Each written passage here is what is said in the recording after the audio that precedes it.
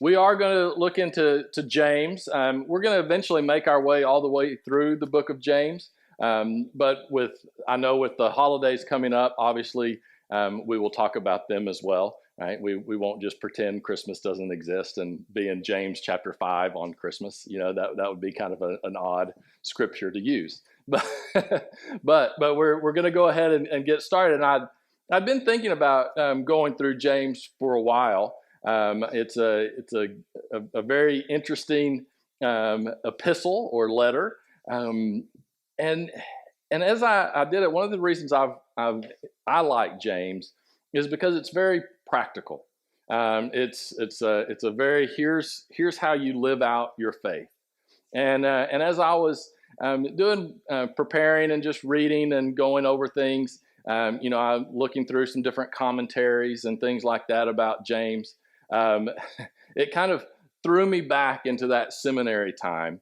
And it's interesting how you change your perspectives over time, right? Because when you're in seminary, you're pretty much, you focus and you spend most of your time talking about kind of theological issues, right? So what is that? What is the theological? That's the thinking about God, right? So it is an intellectual exercise in a sense, right? It's understanding who God is, understanding, the idea of how God relates to us through, all of that theology. It's all head stuff, right? And it's very important, right? You need to know what you believe.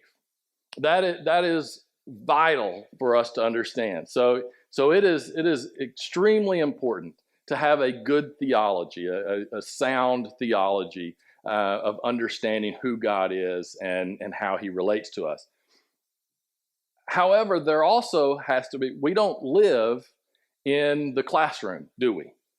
We don't live there where we just talk about theoretical things. We actually have to put that into practice, right? And so the book of James is very much about putting that into practice. And it's interesting, as I was reading in all these different commentaries, of course, mind you, the vast majority of commentaries that are written for an intellectual debate, right?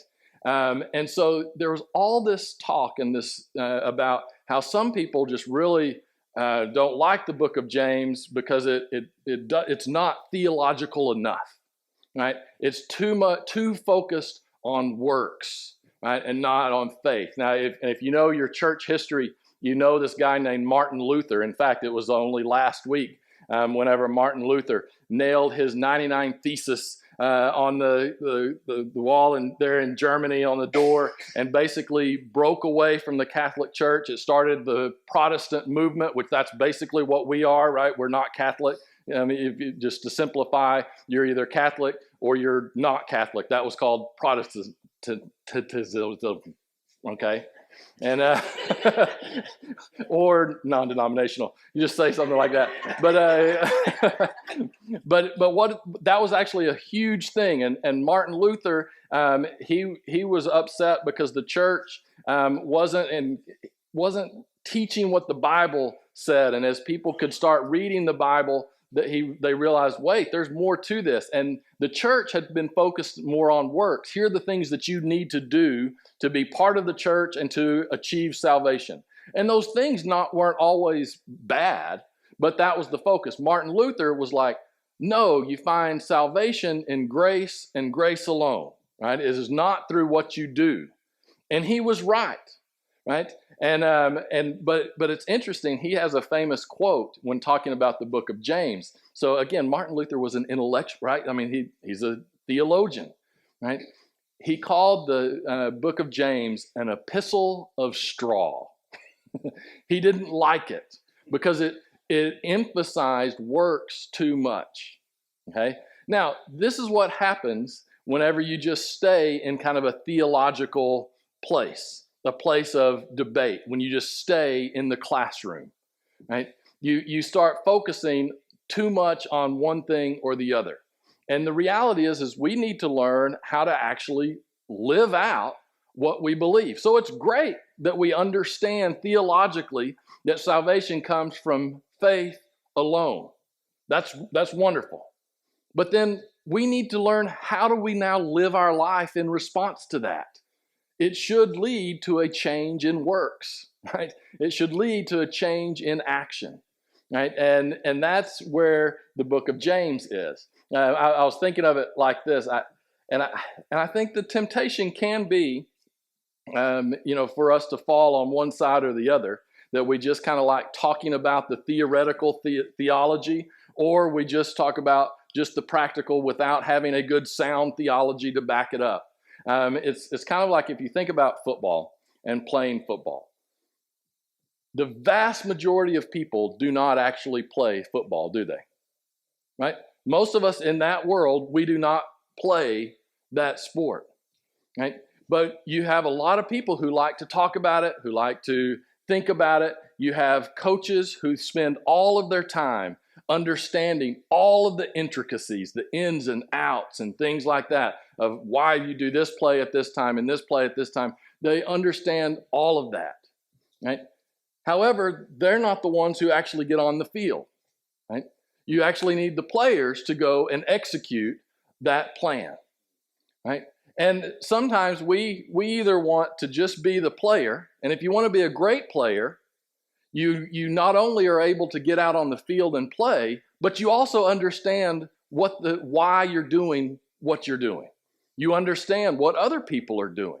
You understand, okay, I'm the quarterback, here's my responsibility, but this is what the right guard is supposed to be doing, this is what this person's doing, and this is what this person's doing, right?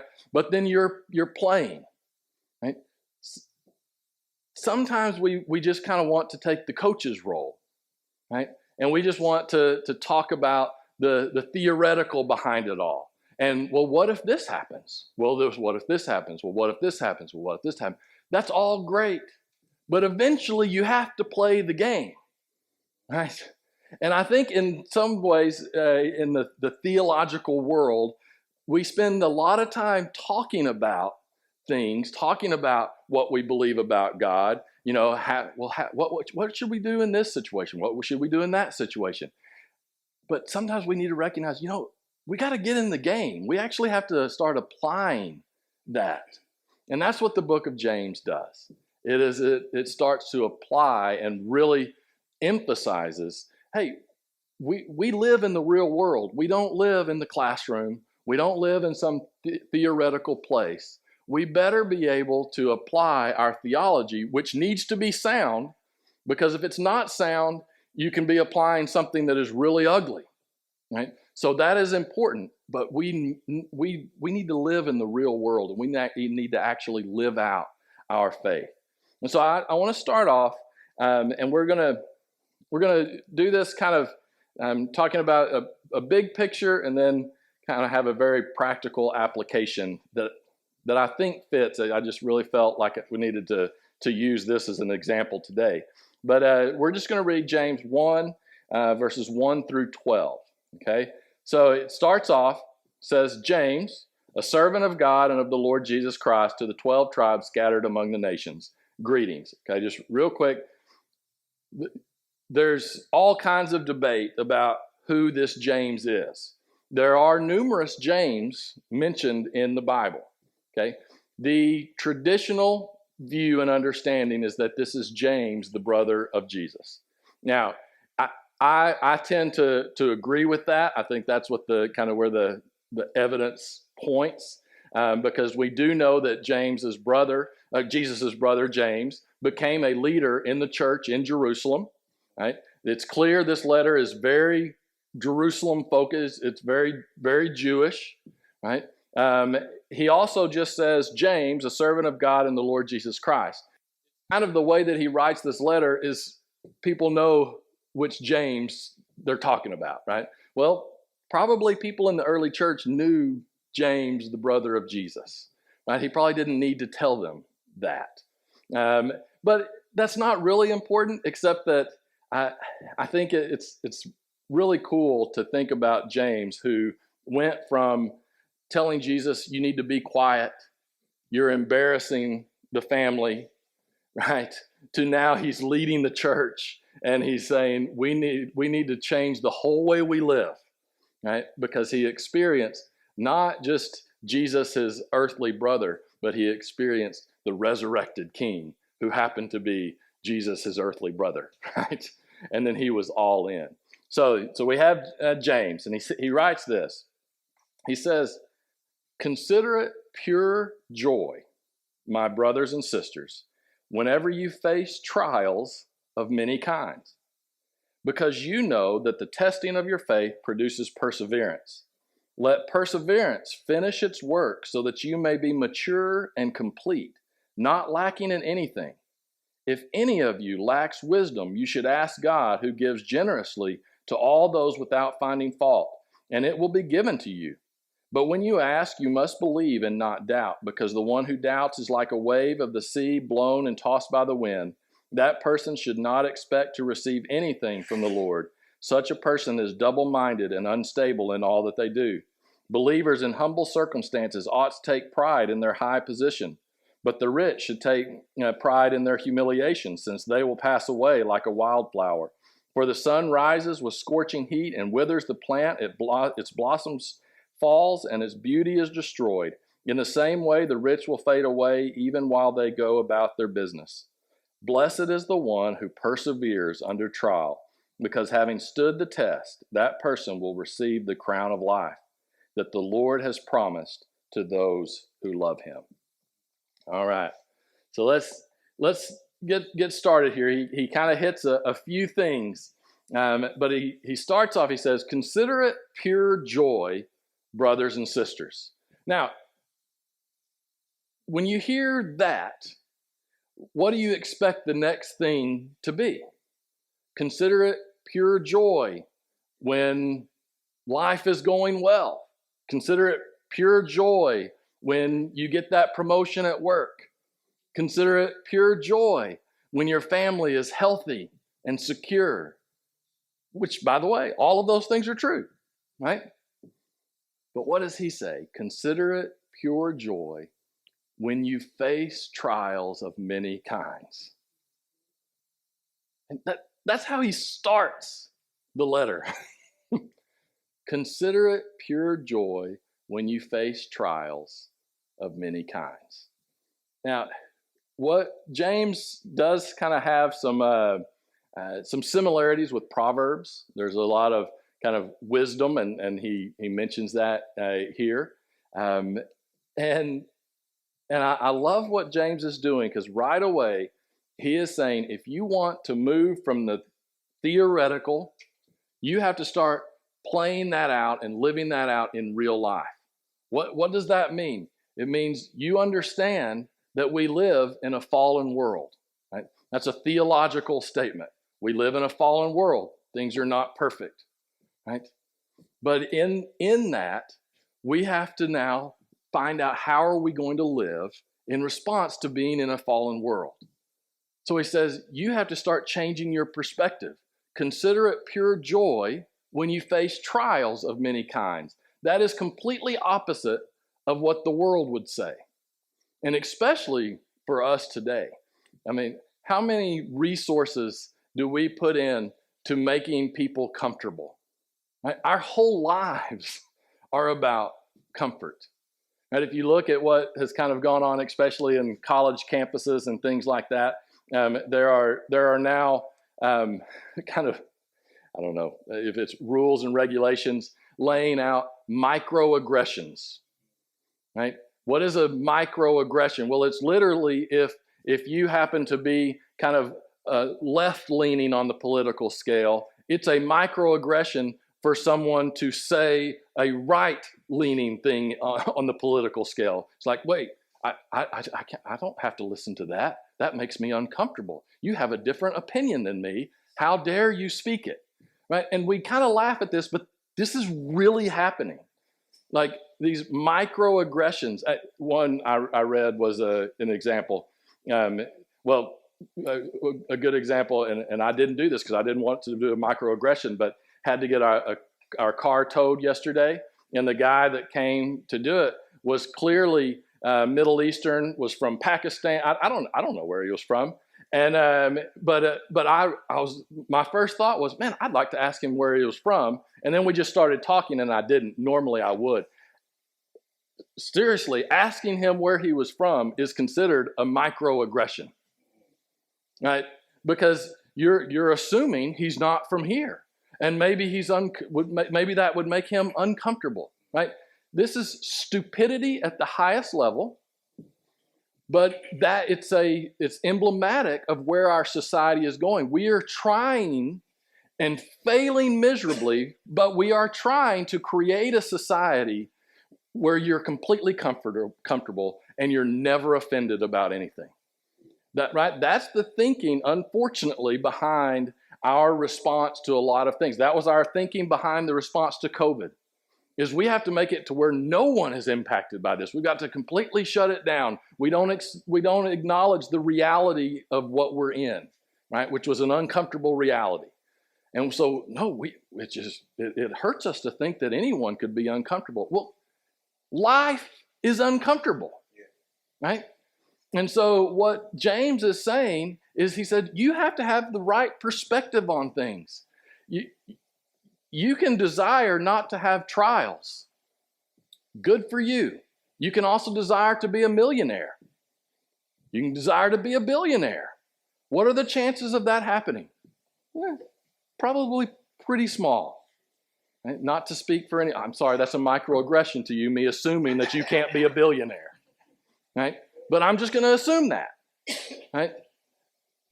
We have to understand reality. And then we apply what we understand about God to how we live in reality. So there are going to be trials.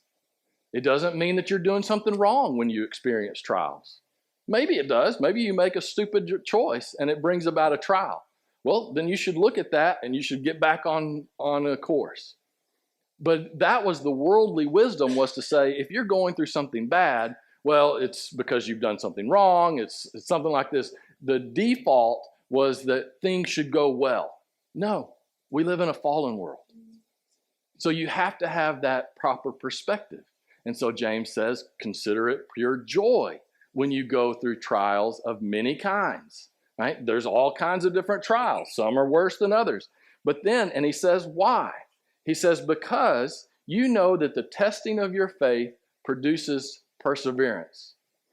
So he says, the reason that you need to understand this is because God wants you to apply all that you believe about him, what you know about him, that he has saved you, that he has given you a new life, that he calls you to live for him. He wants you to start applying that. And the way that that works is that we persevere during the difficulties of life. Right? And we allow those difficulties to actually grow us closer to God. See, if you don't start off with this perspective, there will be a trial in your life, I guarantee you, that will be so difficult, that will be so unfair, that you are going to be tempted to question God and to turn away from him. I promise you that will happen.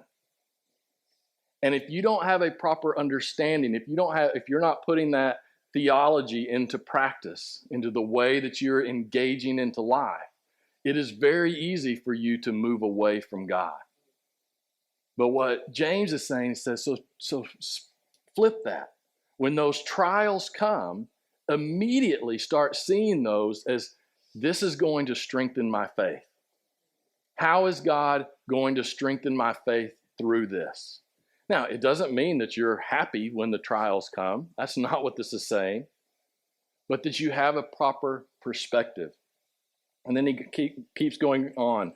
And interesting what he says. He says, immediately starts to talk about wisdom. If any of you lacks wisdom, you should ask God, who gives generously. Right? So we need to ask God about these things. We need to ask for wisdom. When trials come, when difficulty comes, whenever you see things going on in the world that you don't understand, you need to ask for God's wisdom. We need to seek it out, right? It doesn't just come naturally. We have to be intentional, and we need to apply this to how we view the world, how we engage with the world, right? that we seek his wisdom. And so he helps us to mature and to persevere through those difficult things. And sometimes it's actual things that are happening to you, but I think you also should apply this mindset to the ways that you have opinions about what's going on in the world, right? About as you're seeking to find what is true and what is not true, right? That you are asking God for that wisdom. And by asking him, you are actually saying, God, I need your help through this, right? That is asking and understanding you can't do it on your own. You're not going to be able to. And that's what he gets into when he's talking about doubt. And he says, but when you ask, you must believe and not doubt. Is he saying that if you ever have any thoughts of doubt come across your mind, that you're done, right? No, that's not what he's saying. He's saying it's normal for us to doubt, and we see that through the Psalms, and we see that through. But what he's saying is, if you get to that point where you think that you're going to be able to solve this on your own, that you don't need God to help you through this trial, right? That's the doubt he's talking about. And he says, you know what? You're not going to receive it because you're not asking, right? Because if you think you can do it on your own, why would you be asking God for wisdom, right? And that's kind of the idea that he's getting at there. And our world, we are moving more and more to where we are encouraged to seek worldly answers to problems rather than godly answers, right? And it's not only on large societal scales, it's on individual scale as well. And we need to make sure that we are recognizing trials are going to come, difficulties are going to come, disagreements are going to come, all of those trials of many kinds. We seek God's wisdom through them no matter what. And I love the example that he says is if you try to do it on your own and on your own understanding, you become like a wave being tossed and turned, right? I love that because what is a wave? It's just water, right? So if you look out at the ocean, and there's days that the water is just water, it's just sitting there. It depends on the other things going on about how big the waves get, right? It depends on the tide, it depends on the wind, it depends on the waves, it depends on things that I don't understand, right? But they're different. And they affect the water in different ways, and so all of a sudden it becomes something different, right? Well, if we allow other circumstances to impact us, we can start going from one thing to the next and not holding on to any truth whatsoever. It's like, oh, that guy, he said one thing, I believe it. Oh, this guy said something else. You know what? I believe it. No, we need to seek godly wisdom, right? And that's not always easy. I understand that. But it is vital for us to do that. And then James, one thing that you're going to see, and I won't stay here very long today, but he brings up the divide between the rich and the poor, because that was a big ethical issue there. And mind you, at that point, 90% of the people would be poor. Maybe 10% had any kind of wealth at all. It was truly a system of the small number of haves, and then everybody else was the have-nots.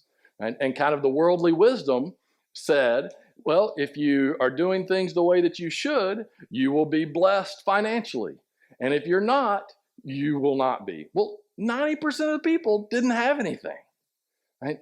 And that is clearly not a biblical principle. And so whenever James, he kind of throws in there, you know, the poor, be blessed in your humbleness, because God actually is elevating you. And the rich, you should be blessed in your humiliation, because guess what? You're going to die just like everyone else, right? So he's kind of trying to, and he addresses that more as we move along through the letter. But then that last verse, blessed is the one who perseveres under trial, because having stood the test, that person will receive the crown of life that the Lord has promised to those who love him. I love that. It's basically, when do we receive that crown? When we finally tackle that big trial and we succeed? No, because guess what? If you're still alive, there's going to be another trial. No, this is at the end, when he makes everything right again. That is the ultimate ending. But until then, there's going to be trial after trial, difficulty after difficulty. And he says we have to be the ones who persevere, so we do not become like waves getting tossed to and fro. And so I encourage you to think about your foundation, about where you are finding truth. And it has to come from God and God alone. And there may be disagreements that we have, but it has to be based on an understanding of what God desires for us. And I also think that we apply the same wisdom as we look at an ever-changing world. Because if we don't, we can easily get tossed one way or the other, and we can actually find ourselves supporting things that can be very ugly, right? If we are not seeking godly wisdom and applying it. And I'd actually planned on talking about this last week, but then didn't. But I do think it applies here. So I apologize if it seems like a leap, but I don't think it does. There's a lot going on in our world right now that are causing people to be tossed to and fro, specifically with what's going on in Israel. And it is impacting the whole world. If you're paying attention much at all, it certainly is. And as Christians, we need to seek God's wisdom in how we approach that. Not that we're going to be able to fix it, right? And in fact, I don't think you should dwell on it all the time, but it is important to know what's going on in our world. And the reason I bring this up is because a few weeks ago, when this initially happened, everyone was kind of horrified, that this could still happen in the year 2023, right, where people get raped and murdered in their homes. And just go look at some of the things that would happen. It was horrific. It was barbaric. It was going back thousands of years. How we read in the history books of how things were done. Right. Well, now as things start progressing, and you have a country that says, you know what, we have to respond. We have to do something about this, and it gets ugly really quick. War gets ugly really quick. And one thing that I'm seeing that's very disturbing to me is there is a pivot and a shift to not calling out and recognizing what hating Jewish people really is, right? And it's being kind of covered as, well, we support the innocent Palestinian people.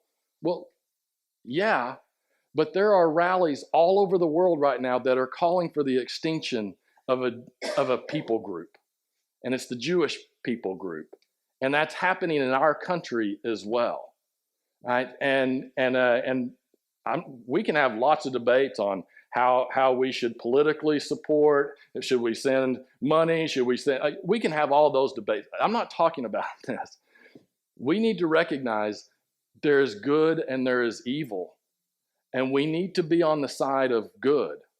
And I'm very concerned that there are lots of governments in the world now that aren't recognizing that there is good and evil, and are kind of trying to go this middle ground. And it is very easy if you try to use that worldly wisdom, you can be supportive of something that is horrific.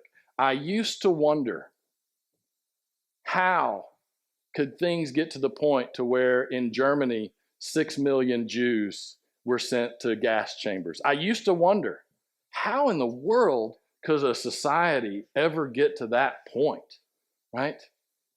I don't wonder anymore. We're seeing the seeds of that right now, and this has while I do have a theological understanding and belief connected with Israel, which I think is appropriate to have, this is you don't have to have that to be able to say there's good and there is evil. Are there problems in that whole situation that has been messy? Sure, but you do have a group of people that their express purpose is to destroy the people that we believe that this Bible says are the people of God, right? Um, we need to really be in prayer about this and also make sure that we do not find ourselves all of a sudden siding and supporting something that is overtly evil. But it may get harder to do that because the tide is kind of is sadly turning, and I don't know. I don't know if this is even the appropriate place to talk about it, except that as the church, I believe we should stand for what is right and what is true, and we should prepare ourselves for that time where it may get even harder to stand for what is right and what is true. And so, I think we need to make sure that we recognize, there we cannot support any viewpoint that is for the eradication of a whole group of people. Because, by the way, guess who's next? It would be Christians, right? Like now this is a theological understanding of the world. There is good and there is evil, and what evil wants to do is to destroy the good, right? And there is a religious aspect to this, and one of the things that while we're, I think, having problems with this as a society, is that we overall don't take our faith all that seriously, right? Like church attendance is going down, all the signs, our society, we're not taking our faith all that seriously. Most people still believe it, but we don't really take it seriously. Well, now we're up against another faith and a segment for sure of that faith that they take their faith very seriously. Like they take it seriously to the point that they are wanting to cause and hasten the return of God. And they believe by doing that is they go and destroy the infidel, right? Like they're taking this very seriously. And we're struggling with that as a country, and as churches. I've seen a lot of people just calling, we just need to have peace. We just need to have a ceasefire. We just need everyone to be nice. Yeah. But when one group's stated goal, is to eradicate a group of people, I don't know, that's a hard piece to find. Okay. And so it's going to be an uncomfortable situation to continue to stand up for what is right. But you go back into the 1940s and you think, how did it get to that point?